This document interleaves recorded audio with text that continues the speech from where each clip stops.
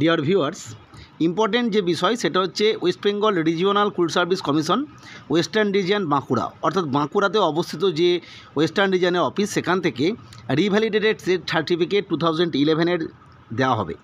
আমরা জানি ইতিপূর্বে ইস্টার্ন, সাউথ ইস্টার্ন এবং নর্দার্ন রিজিয়ন তারা ইতিমধ্যে জানিয়ে দিয়েছে তাদের যে রিভ্যালিডেটেড স্টেট সার্টিফিকেট কবে দেওয়া হবে, এবং কিছু কিছু রিজিয়নের ক্ষেত্রে ইতিমধ্যে পূর্বের শিডিউল অনুযায়ী টেট সার্টিফিকেট দিয়ে দেওয়া হয়েছে, এবং পরবর্তী ক্ষেত্রে সেকেন্ড শিডিউল দিয়েও যারা নিতে পারেন তাদেরকেও দেওয়া হচ্ছে।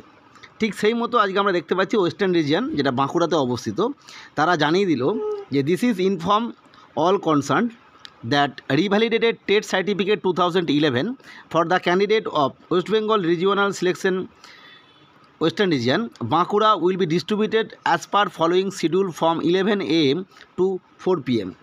অর্থাৎ নির্দিষ্ট শিডিউল অনুযায়ী 11টা থেকে 4টে পর্যন্ত দেওয়া হবে। নির্দিষ্ট যে অফিস রয়েছে বাঁকুড়ার, সেই অফিসের গ্রাউন্ড ফ্লোর থেকে দেওয়া হবে, এবং সেখানে নিয়ে যেতে হবে রিসিপ্ট কপি অফ টেট যে সার্টিফিকেট যেটা সাবমিশন করা হয়েছিল ওই সময়ে, যেটা আপনারা জমা দিয়েছিলেন, সেই টেট সার্টিফিকেটের রিসিপ্ট কপি।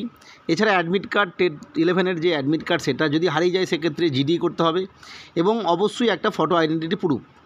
মনে রাখতে হবে ওয়েস্টার্ন রিজিয়ন খুব স্পষ্ট জানিয়ে দিয়েছে যে সমস্ত ক্যান্ডিডেট এই সময়ের মধ্যে নিতে পারবে না, অর্থাৎ নিজে যেতে পারবে না। অন্যান্য রিজিয়ন যেমন বলে দিয়েছিল যে কোনো রকম অথরাইজেশন পার্সন অর্থাৎ অথরাইজ পার্সনকে অ্যালাউ করা হবে না, কিন্তু এখানে উল্লেখ করা হয়েছে in case candidate unable to collect the same either authorization may be allowed to submission of authorization letter with signature attested with ID proof of candidates and authorized person, or to wait for getting the same till further notification।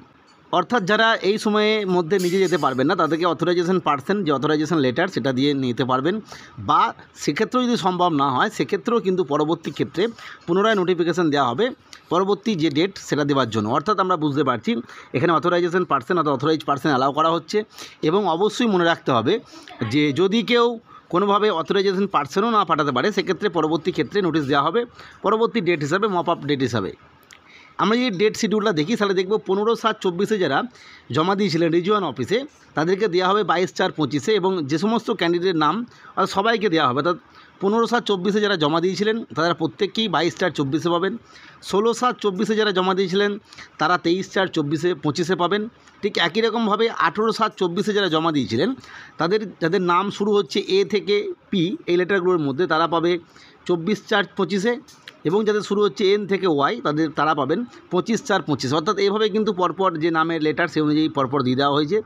প্রত্যেকে দেখে নেবেন কে কবে জমা দিয়েছিলেন, এবং সেই অনুযায়ী তাদের নামের যে লেটার সেটা কবে হচ্ছে এবং কবে দেওয়া হচ্ছে। যাই হোক, এই তথ্যটা শেয়ার করলাম। পরবর্তী আপডেট বা তথ্যের জন্য চ্যানেলটিকে সাবস্ক্রাইব করে রেখো। আজকের ভিডিও দেখার জন্য প্রত্যেককে অসংখ্য ধন্যবাদ।